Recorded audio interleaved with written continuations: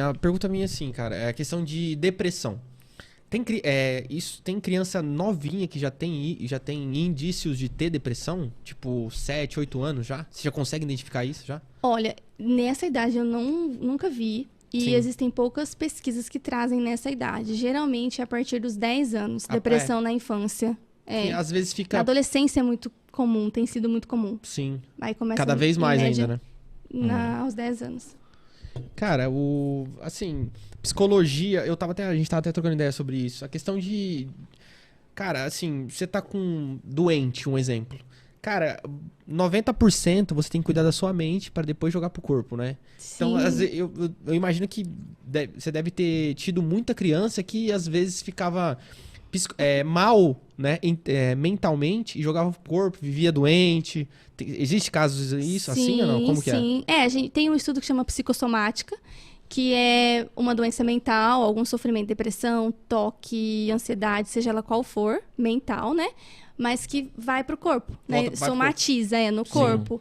Por exemplo, o transtorno de pânico. Ele é muito evidente isso, né? A criança ou o adulto tem taquicardia, Aqui, ó, esse cara sudorese, né? Aconteceu comigo. A minha mãe faleceu há 2 anos atrás com um infarto. E minha mãe, tipo, eu tava com 62 anos, era super nova. E aí, cara, aconteceu que de um tempo depois, né, quase 2 anos depois, eu tava sentindo meu batimento muito acelerado. Eu acordei outro dia, fiquei no sofá sentado, tava pra ficar, nossa, vai me dar um infarto, não sei o que e tal. E muito louco, sabe? Nossa, que estranho. E aí eu fui, de repente eu achei que era por causa do meu grau do óculos que tava fazendo alguma coisa na minha cabeça. Eu procurei um oftalmo. Aí eu tenho labirintite, porque eu sofri uma queda um tempo atrás, então eu fui num otorrinolaringologista. Nossa, palavra linda, grande. Meu Deus do céu. Aí, até que eu fui orientado a procurar um neuro. E aí, quando eu sentei na mesa do neuro, ele começou a olhar pra mim e tal, e eu terminei de falar pra ele, ele falou assim, eu já sei o que você tem síndrome do pânico.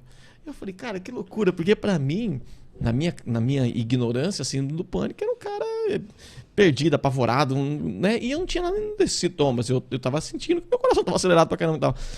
E aí, ele até me falou isso, ele falou assim, a partir do momento da hora que você sabe que é isso, você vai ver que vai diminuir. E eu não sinto mais, tipo assim, era um negócio que era maluco meu, Quando ele cara. falou, Era inconsciente. quando ele falou isso, a gente tem um grupo nosso, né?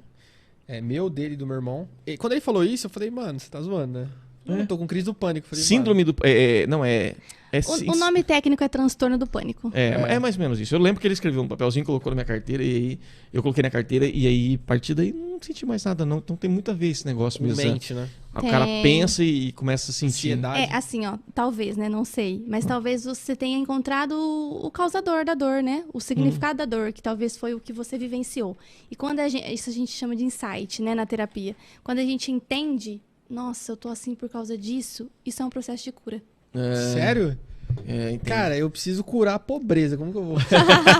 Aí é jogando na brincando, América. mas É jogando na América. eu tô, assim, depois que eu tô com um problema de cálculo renal, eu fiquei mais ansioso. Automaticamente minha pressão ficou mais alta. Por causa, assim, o médico falou, Vini, talvez será que é a sua alimentação, não sei o quê. Ansiedade. Mas eu sei que é ansiedade, cara. Não é possível. Porque assim, às vezes, quando você tá distraindo a cabeça, você fica de boa, sabe? Sim. Mas aí você vê que você tá com alguma coisa focada, ansioso. Aí fica focando Você tá nisso. pensando muito nisso, Ô, Débora, né, Vini? Tem que Porra, velho. pensar em outras coisas. Porra, possível. É muito bom. Verdade mesmo. Agora, deixa eu te falar uma coisa. Uma coisa que eu sempre fico pensando, e se você não souber, só me falar que não sabe, a gente muda pra outra. Mas assim, Ok. a questão do filho único. Eu tenho na família alguns familiares que têm filho único e mima demais, estraga demais, cria uma redoma muito complicada que eu, na minha humilde opinião, e aí se me corrija se eu estiver errado, faz muito mal pro próprio filho depois, a questão da independência. Você tem lidado com isso também? Isso você trata também lá? Tenho lidado bastante. Hoje tem um fenômeno que a gente vê aí que é pais maternos. Tanto a mãe quanto o pai, eles estão mais maternos, mais acolhedores, né? Mais permissivos, que a gente fala.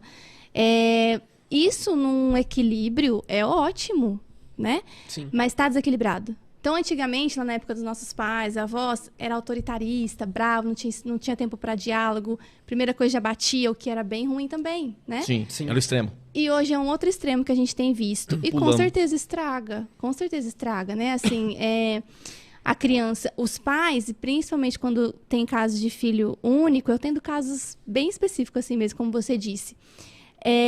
Eles colocam a criança no centro, né? Sendo que a criança, o lugar dela é o terceiro.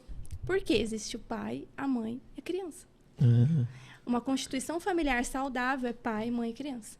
É os três, né? Por quê? Porque precisa ainda ter uma hierarquia.